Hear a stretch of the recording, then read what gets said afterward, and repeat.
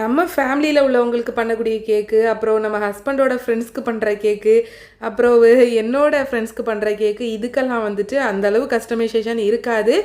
அப்படி அவங்க கஸ்டமைசேஷன் சொன்னாலுமே நம்ம அதை வந்துட்டு நம்மளுக்கு ஏற்ற மாதிரியே மாற்றிக்கலாம்.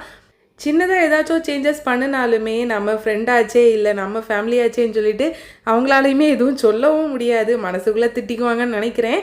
இது வந்துட்டு ஒரு 3 kg சாக்லேட் ரஃபிள் கேக் தாங்க. இது ஹஸ்பண்டோட ஃப்ரெண்டு வீட்டுக்கு செஞ்ச கேக் தான். அவங்க வந்துட்டு ட்ரெஸ்ஸோட கலருக்கு ஏற்ற மாதிரி தான் கேக்கும் கேட்டிருந்தாங்க. அந்த ஒரு கஸ்டமைசேஷன் இருந்துச்சு. அதுக்கப்புறமா டாப்பில் வந்துட்டு ஒரு க்ரௌன் மட்டும் வச்சு கேட்டிருந்தாங்க. இதில் ட்ரிப்பிங்ஸ் கொடுக்குறதுக்கு பைப்பிங் பேக்கில் ரொம்ப சின்னதாக கட் பண்ணிட்டேன். அதான் ட்ரிப்பிங்ஸ் கொடுக்கும்போது அது ஒரு மாதிரியாக வந்துட்டுருக்கு. அதுக்கப்புறம் கொஞ்சம் பெருசாக கட் பண்ணி ட்ரிப்பிங்ஸ் எல்லாமே கொடுத்து எடுத்துட்டேன். எனக்கு என்னமோ இந்த கலருக்கு கூடால இந்த சாக்லேட் ட்ரிப்பிங் வந்து நல்லா மேட்ச் ஆகிற மாதிரி இருக்கும்.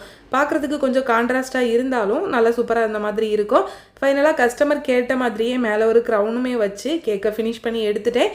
கேக்கோட ஃபைனல் லுக் பார்த்தீங்கன்னா இப்படி தாங்க இருந்துச்சு. நீங்கள் ஒருவேளை கேக் இல்லைனா ப்ரௌனி ஆர்டர் பண்ணணும்னா கீழே இருக்க நம்பருக்கு வாட்ஸ்அப் பண்ணுங்கள். பாய்.